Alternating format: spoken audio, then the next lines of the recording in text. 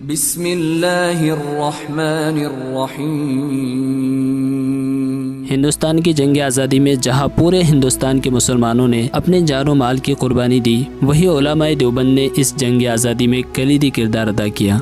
लेकिन तारीखी किताबों से अक्सर के नाम गायब हैं, जिस वजह से उनके बारे में आज बहुत कम लोग जानते हैं। हमने जंग आज़ादी में हिस्सा लेने वाले मुसलमानों पर एक सीरीज शुरू की, जिसके अब तक 2 पार्ट बना चुके हैं और ये तीसरा पार्ट है। अगर आपने अभी तक वो वीडियोस नहीं देखा तो उन्हें भी देख लीजिएगा, लिंक डिस्क्रिप्शन में मौजूद है। और आज की इस वीडियो में जंग आज़ादी में हिस्सा लेने वाले उन उलमाए देवबंद की बात करेंगे जिन्होंने भारत की आज़ादी के लिए जान और माल की बाजी लगा दी। नंबर 1, सैयद तौइफ़ा हाजी इमदादुल्लाह मुहाजिर मक्की रहमतुल्लाह अलैह। हाजी इमदादुल्लाह मुहाजिर मक्की रहमतुल्लाह अलैह का शुमार आलम इस्लाम के अकाबिर औलिया अल्लाह में होता है। उनकी पैदाइश 18 अप्रैल 1818 ईस्वी को ज़िला सहारनपुर के नानोता में हुई। हिंदुस्तान में जब अंग्रेज़ के जुल्म सितम अपनी इंतहा को पहुंच गए थे तो 1857 में ज़िला मुजफ्फरनगर के शामिली के मैदान में उलमाए देवबंद ने अंग्रेज़ों के खिलाफ बाकायदा जंग की, जिसके कमांडर हाजी इमदादुल्लाह मुहाजिर मक्की रहमतुल्लाह अलैह थे। उसी जंग में हज़रत हाफिज मोहम्मद जामिन शहीद हुए थे। जंगी साजो सामान और हथियारों की कमी की वजह से मुसलमान ये जंग हार गए। हाजी इमदादुल्लाह मुहाजिर मक्की रहमतुल्लाह अलैह ये जंग हार तो गए थे, लेकिन अंग्रेजों का बड़ा नुकसान कर डाला था, जिसका अंग्रेजों ने बड़ा सख्त इंतकाम लिया और मुजफ्फरनगर का कलेक्टर फौज लेकर थाना बोन पहुंचा और सख्त गोलाबारी करके थाना बोन की ईंट से ईंट बजा दी और मुजाहिदीन की जमात कमजोर पड़ गई। जब हाजी इमदादुल्लाह मुहाजिर मक्की रहमतुल्लाह अलैह ने यह महसूस किया अब इन नाजुक हालात में मुल्क में रहकर अपने मिशन को बरकरार रखना मुमकिन नहीं है, तो मक्का मुकर्रमा हिजरत कर गए। 18 अक्टूबर 1899 ईस्वी को मक्का मुकर्रमा की सरजमीन में अपने मालिक हकीकी से जा मिले। हुज्जतुल इस्लाम मौलाना मोहम्मद कासिम नानतवी। उनकी पैदाइश 1832 ईस्वी को ज़िला सहारनपुर के नानोता में हुई।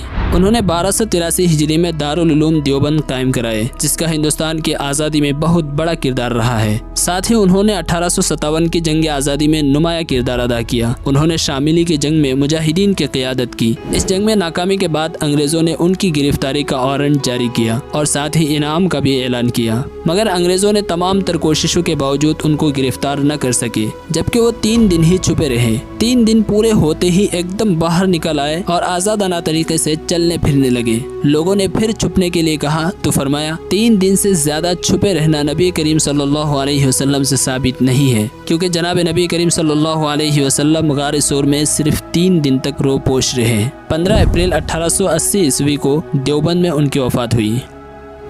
मौलाना रशीद अहमद गंगोही। मौलाना रशीद अहमद गंगोही बहुत बड़े आलिम और मुहद्दिस थे। वो इन नादिर शख्सियत में से हैं जिनकी मिसाल तारीख में बहुत कम ही नजर आती है, जिन्होंने हिंदुस्तान में अंग्रेज साम्राज्य का रास्ता रोकने की इल्मी व अमली दोनों तरीकों से जद्दोजहद की। वो 1829 को गंगोह में पैदा हुए। मौलाना रशीद अहमद गंगोही ने भी 1857 ईस्वी की जंग आज़ादी में बहुत अहम किरदार अदा किया। चुनांचे वो शामिली के जंग आज़ादी के बहुत बड़े लीडर थे और उसी के पादाश में अंग्रेजों ने उन्हें गिरफ्तार कर लिया और वो 6 माह तक मुजफ्फरनगर जेल में गुजारे। आखिरकार 1321 हिजरी को उनकी वफात हुई।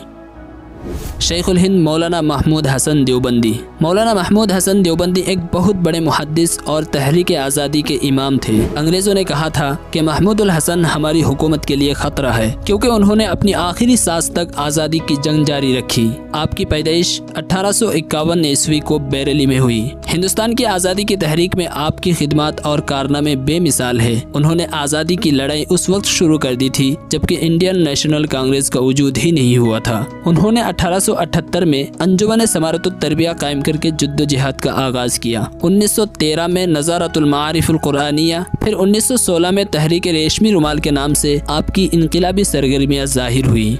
भारत की आज़ादी का ऐसा मुनज़्ज़म मंसूबा बनाया था कि अगर वो कामयाब हो जाता तो शायद पूरी दुनिया से अंग्रेज़ों का खात्मा हो जाता। आपकी तहरीक इनकलाब का दायरा हिंदुस्तान से रूस, जर्मनी, तुर्की, अफगानिस्तान और अरब मुल्कों तक फैला हुआ था, मगर अफसोस के तहरीक का राज फाश हो गया और पूरा मंसूबा नाकाम हो गया और अंग्रेजों ने आपको अपने 6 साथियों के साथ मक्का मुअज़्ज़मा से कैद करके मिस्र और माल्टा के जेल में डाल दिया। जहाँ तकरीबन 3.5 साल गुजारकर जून 1920 में हिंदुस्तान आए और 6 महीने बाद 30 नवंबर 1920 दिल्ली में इंतकाल कर गए। शेखुल इस्लाम हुसैन अहमद मदनी। शेखुल इस्लाम हुसैन अहमद मदनी एक आज़ीम मुहद्दिस, मुजाहिद और बुलंद पाया शेख तरीक़त थे। आपकी पैदाइश 1879 को बांगर मौज ज़िला उन्नाव में हुई। आपने अपनी तालीम दारुल उलूम देवबंद में शेखुल हिंद मौलाना महमूद हसन देवबंदी की ज़ेर तरबियत में रहकर हासिल की। हिंदुस्तान की तहरीक आज़ादी में तहरीक रेशमी रुमाल, तहरीक खिलाफत और जमईयत उलमाए हिंद के प्लेटफॉर्म से कायदाना किरदार अदा किया। मौलाना हुसैन अहमद मदनी को भारत की आज़ादी के लिए 4 बार जेल जाना पड़ा और तकरीबन 7.5 साल तक अंग्रेज़ों के कैद खाने में गुजारे। इतनी बड़ी बड़ी मुसीबतों का सामना करने के बावजूद कभी भी हार न माने और जंग आज़ादी के मैदान में इस शान से उतरे कि आज़ादी के आखिरी दिन तक कायम रहे, तो पूरे आलम में इस अजीब मुजाहिद का नाम चमकने लगा। और हजरत मौलाना हिंदुस्तान की जिहाद आज़ादी में मौत को शहादत का दर्जा देते थे और कुरान से अपने इस दावे को साबित भी करते थे। मौलाना हुसैन अहमद मदनी 1940 ईस्वी से अपनी आखिरी सांस तक जमईयत उलमाए हिंद के सदर रहे। 5 नवंबर 1997 ईस्वी को देवबंद में इंतकाल कर गए।